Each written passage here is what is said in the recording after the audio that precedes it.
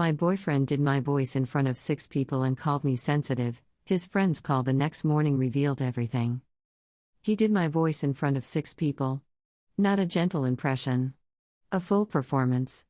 Hands moving, pitch raised, facial expression adjusted into something that made the table laugh and made me feel like I had just been turned inside out in public by the one person who was supposed to be on my side. I sat completely still. Smiled fixed. Eyes steady. The specific performance of someone who is deciding in real time whether to absorb this or address it. And while I was deciding, while the table was still laughing, Marcus looked directly at me with the expression of someone waiting for me to confirm the joke by joining it. I did not join it. I leaned toward him. Quietly enough that only he could hear. And I said 4 words. That was not yours. What happened next told me everything I needed to know about who Marcus actually was. And I had been with him for 18 months without fully knowing. He laughed it off. Told the table I was being sensitive. Pivoted the conversation somewhere else with the smooth practiced ease of someone who has done this exact move before. And I sat at that dinner table and I felt something open inside me that I had been keeping carefully sealed for a very long time. Let me tell you something first. Because if I start with Saturday night you will think this is a story about one bad dinner. It is not. Saturday night was just the night the lights finally came on in a room I had been navigating in the dark for 18 months. Marcus and I met at an industry conference. Seated next to each other. Ignored the entire panel. Talked for 4 hours instead. He was sharp and funny and he had this quality of attention that I had never experienced before in someone I was dating. He listened like what you said actually mattered to him, like he was filing it carefully for later use. I fell for that quality first. I fell for everything else after. By month 3 I thought I had found something real. By month 12 I had stopped questioning whether it was. By month 18 I was sitting at a dinner table listening to my own voice being performed back at me for laughs and finally understanding what that quality of attention had actually been for. He had been paying attention so he would know exactly what to use. The drive home was silent. The specific silence of 2 people on opposite sides of something neither has named yet. He parked outside my apartment. Turned off the engine. Turned to me with the expression of someone who has prepared what they are going to say. He said I had embarrassed him. I turned and looked at him in the dark of that car and something happened in my chest. Not anger. Something colder and more clarifying than anger. Because in that sentence, those 4 words, I had embarrassed him, I heard the entire architecture of the last 18 months explained in a way that all 18 months of living inside it had not managed to explain. He had told a story that I had told him privately. He had performed me for 6 people. He had called me sensitive when I responded. And now, sitting in the dark outside my apartment, the thing he needed me to understand was that I had embarrassed him. He wanted an apology. I got out of the car. Not with a speech. Not dramatically. I simply opened the door, stepped onto the pavement, and walked into my building without looking back. I went upstairs. Locked the door. Sat on my couch with my coat still on. And I started doing something I had been avoiding for 18 months. I started counting. Not the good moments. Those I had been counting continuously for 18 months, using them as ballast against the other moments, the ones I had been filing individually as nothing, as personality, as his sense of humor, as the kind of friction that exists in every relationship, and does not mean anything unless you decide to make it mean something. I had been deciding not to make it mean something. Over and over. Every time one of those moments arrived I had picked up the file, looked at it, and put it back in the drawer labeled not a big deal. But now I was pulling every file out of the drawer and putting them on the table and looking at them all together for the first time. And what they looked like together was completely different from what each one had looked like alone. The conference 8 months ago where he had introduced me to his colleague and described my job with that particular shade in his voice, the shade that made me sound enthusiastic but slightly chaotic, like something he was managing with patience. The dinner at his parents' house where I had been mid-sentence telling a story and he had simply started telling a better version of it, smoother, funnier, with himself more central, and everyone had followed his version because his version had more momentum.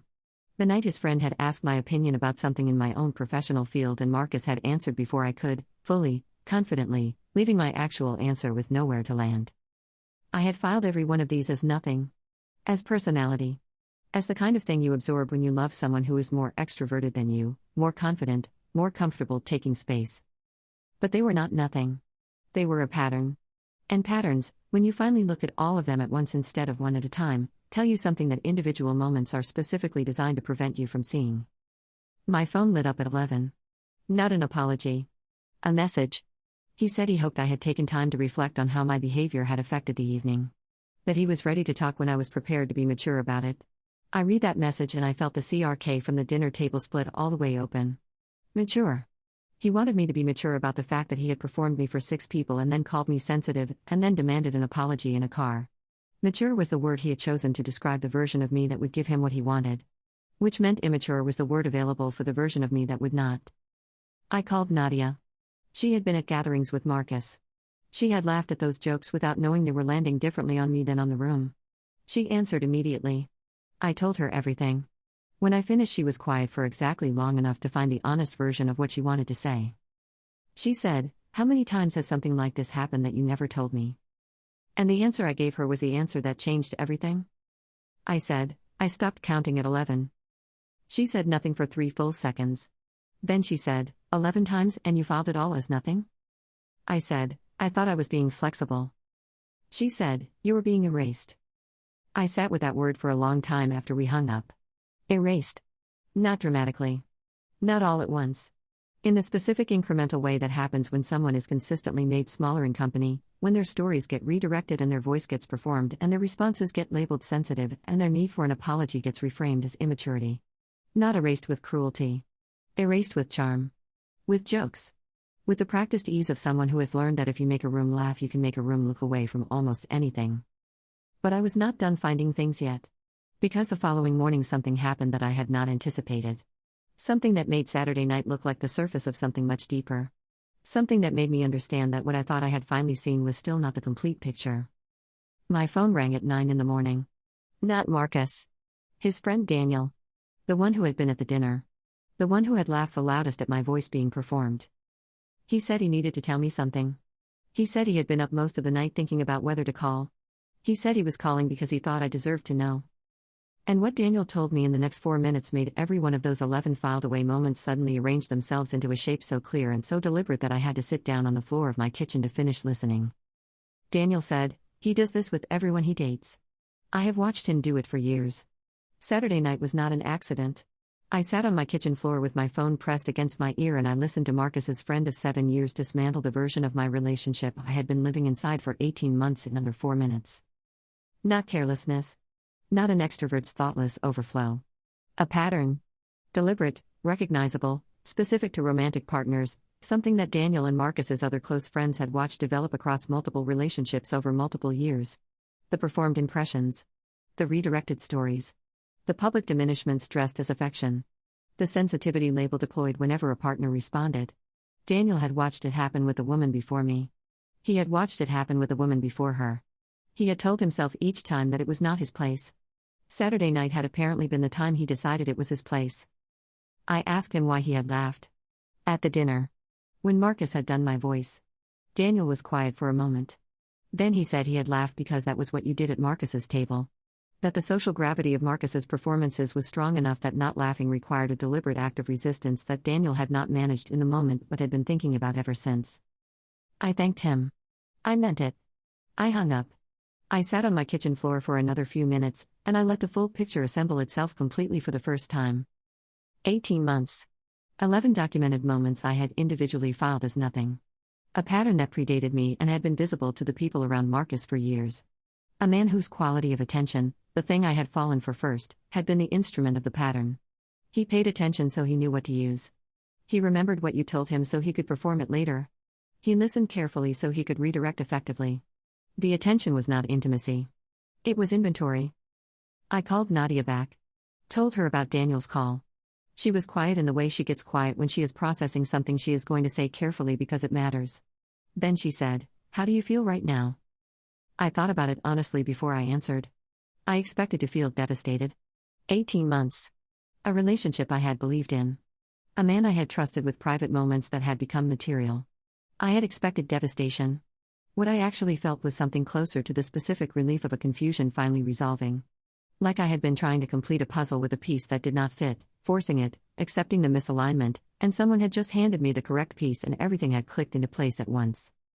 I felt clear. For the first time in a long time, I felt completely clear. Marcus called at 10. I answered.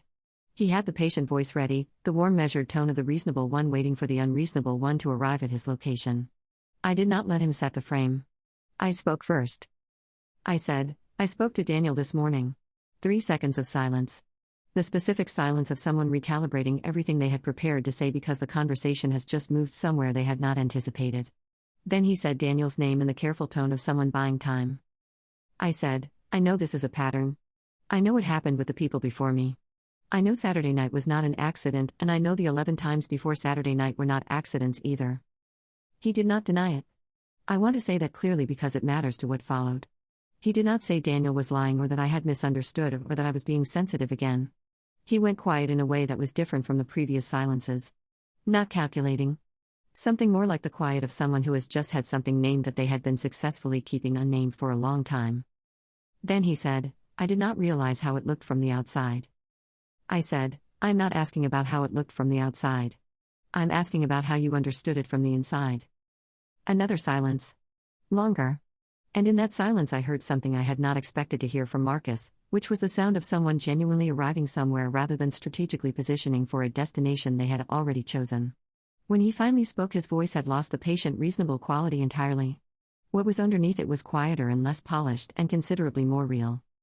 He said, I think I make people into material. I have done it for a long time and I think I stopped noticing when it was happening because I stopped thinking about how it landed on the other side. I said nothing. I let that exist in the air between us without filling it. He said, I know you are not going to accept an apology right now. I know that ship has sailed. But I am sorry. Not the apology I asked for from you last night. I am sorry for all of it. The story. The 11 times before it. The apology I demanded in the car. All of it. I believed him. I want to be precise about that because believing him did not change my decision, and I think it is important to hold both of those things at the same time. I believe the apology was real. I also knew that a real apology delivered after the complete picture had been revealed by a third party was a different thing from the accountability that would have prevented the complete picture from accumulating in the first place. He was sorry now. Now was after Daniel called. Now was after 18 months and 11 moments and a dinner table and a car and a demand for an apology that had finally made me count what I had been not counting. Now was too late for now to be enough. I told him that. Not cruelly. In the specific direct language of someone who has finished softening things for the comfort of the person receiving them. I told him the apology was real and I received it as real and it did not change what I needed to do. I told him the relationship was over. I told him I was not making that decision from anger or hurt but from the specific clarity that arrives when you finally see something completely and understand that what you are seeing is not something you can unsee. He did not argue. He said he understood. He said he was sorry again. I said I knew. We ended the call. I sat in my apartment and I waited to feel the devastation I had expected. It did not come. What came instead was the continuation of the clarity.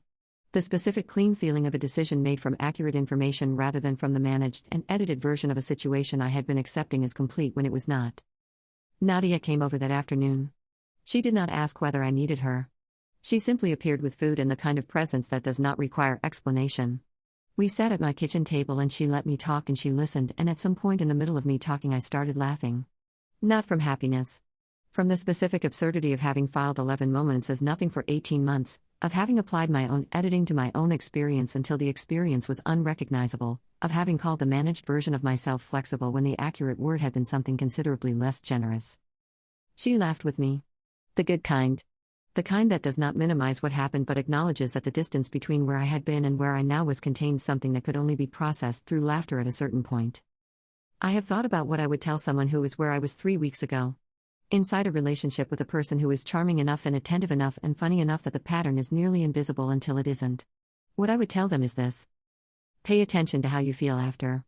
Not during. During is when the charm is operating and the attention is focused and the performance is most convincing. After. After the dinner when you are in the car. After the gathering when you are alone. After the joke when the table has moved on and you are sitting with the specific feeling of having been made smaller in a room full of people who did not notice. That feeling is information. It is not sensitivity. It is not immaturity. It is your interior accurately reporting what just happened to it. I had that feeling 11 times and called it nothing 11 times. The 12th time I called it what it was. He did my voice in front of 6 people and waited for me to confirm the joke by laughing. I did not laugh. I said 4 words. 4 quiet words that he heard as an embarrassment, and that I now understand were the first honest thing I had said in that relationship in months. Not because I had been lying. Because I had been editing. And editing yourself to fit inside a relationship is its own kind of dishonesty, the kind you practice on yourself first and the relationship second, until the edited version becomes the only version available, and you have forgotten what the unedited one sounds like. I remember now. The unedited version sounds like 4 quiet words across a dinner table. That was not yours. It was not. None of it was. Not the story. Not the voice. Not the 11 moments before it. Not the demand for an apology in a dark car outside my apartment. None of it was mine to absorb and none of it was his to take. I know that now. Completely. Without the edits. That is enough.